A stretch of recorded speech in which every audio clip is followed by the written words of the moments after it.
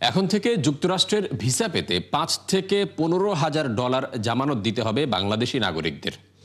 মার্কিন পররাষ্ট্র দপ্তরের প্রকাশিত প্রতিবেদনে বলা হয়, আগামী ২১ জানুয়ারি থেকে কার্যকর হবে এই জামানত প্রথা, যাতে অন্তর্ভুক্ত B1 ও B2 ক্যাটাগরি। অর্থাৎ এই সিদ্ধান্তের ফলে কঠিন হলো ব্যবসায়ীদের যুক্তরাষ্ট্র ভ্রমণ। নাদিয়া ইসলাম তুলির রিপোর্ট।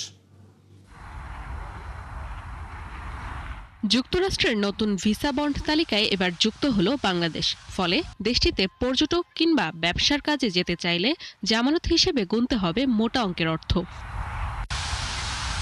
মার্কিন পররাষ্ট্র দপ্তরের তথ্য অনুযায়ী বাংলাদেশ সহ বিশ্বের ৩৮টি দেশের ক্ষেত্রে ফেরতযোগ্য জামানত নির্ধারণ করা হয়েছে ৫ থেকে সর্বোচ্চ ১৫,০০০ ডলার।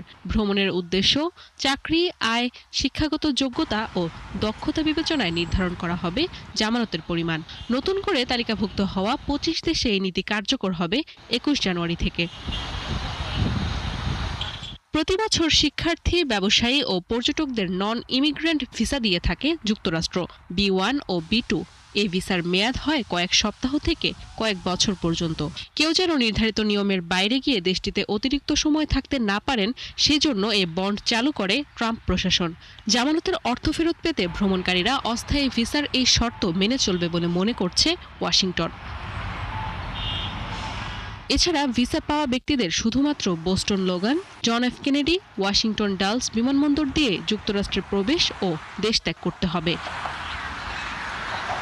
ট্রাম্পের প্রথম মেয়াদে ভিসা বন্ড নীতি আলোচনায় এলেও গেল বছরের আগস্ট থেকে শুরু হয় এই প্রক্রিয়া। এর আগে নিউজিল্যান্ড ও যুক্তরাজ্য ভিসা বন্ড চালু করলেও পরে তা কার্যকর হয়নি। নাদিয়া ইসলাম তুলি, ৭১।